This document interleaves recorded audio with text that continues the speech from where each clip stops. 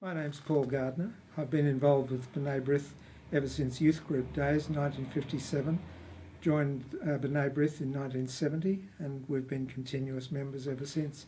My name's Helen Gardner and I joined B'nai B'rith Youth in about 1958, I think. That's not where I met Paul, but where we got together.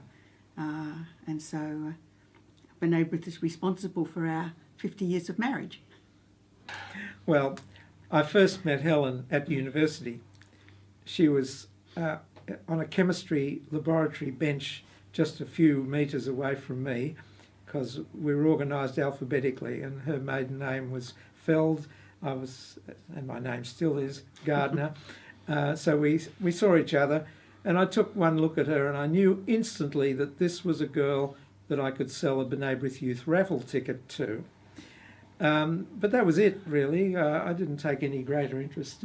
She took, I think, a greater interest in me. But I know a good thing when I see it. We met again at B'nai B'rith Youth a couple of years later, and we worked together on the committee.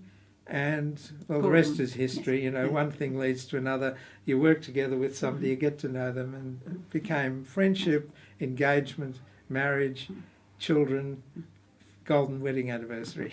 What B'nai B'rith has done for me as an individual has been a very important part of my life.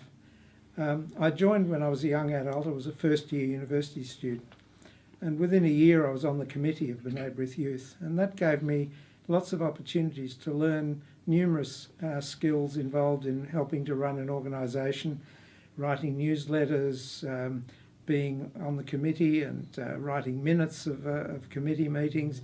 And later on in my professional life, all of that experience was extremely useful in what I did later on as an academic.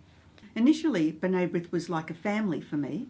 It filled a sort of hole in my life, really. I didn't have very much family. And I liked its philosophy. I liked it wasn't just a social group. It had things to do for other people. And I really related to that. I thought that was great. For me, I also found something of importance in B'nai B'rith. I grew up in what might be called a traditional Jewish home, not a strictly observant one. But through B'nai B'rith, I learned about tolerance and about accepting a wide range of religious practice and not taking a very narrow view of what it meant to be Jewish. And that has really stayed with me all of my life. In those days, I should say, women didn't become presidents. When Paul was president, I was vice president. So the men became president and the women were vice presidents in charge of catering. Times have changed. Times have changed, yes. Yes. But I did learn, when we joined B'nai B'rith as the senior lodge, at that stage there was still men's lodges and women's chapters. And so I joined the women's chapter. And I saw it happen to me, and I saw it happen to other people, the way that people could develop, women could develop. Women would come in and you would ask them to give a report of a meeting, and they would, with their knees knocking and their hands shaking, they could hardly put two words together. But if you gave them the opportunity to continue to do that, then they could improve and they could learn and they could gain confidence in themselves. I don't think I needed quite that level of confidence gaining, but nevertheless I became president of first Shalom, and then later Steve Klein and I were involved in setting up Unit Mitzvah, and we were co-presidents of that when it began.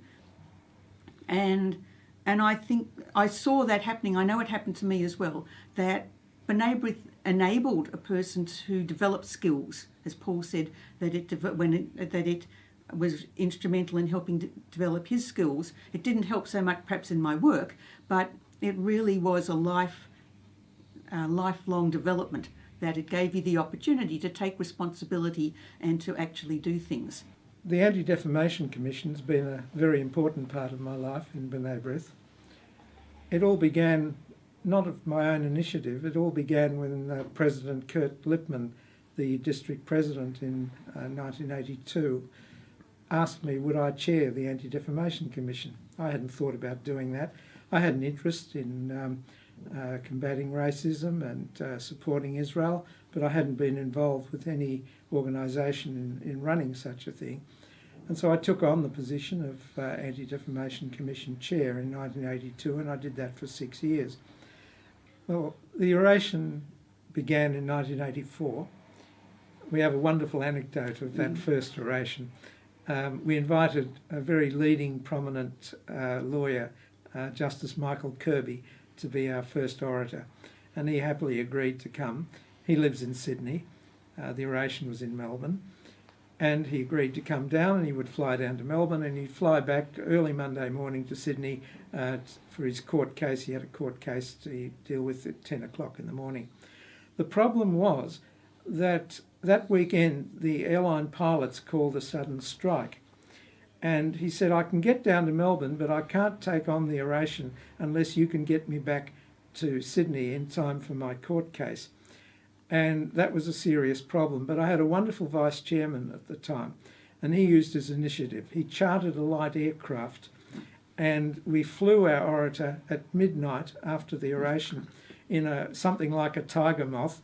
I have this vivid mental image of Justice Kirby looking with clenched teeth, very worried as he got into this small plane. But anyway, the plane took off and it successfully landed at 3 o'clock in the morning in Sydney, and he came to his court case in time. And that saved our very first oration. It's one of my favourite stories.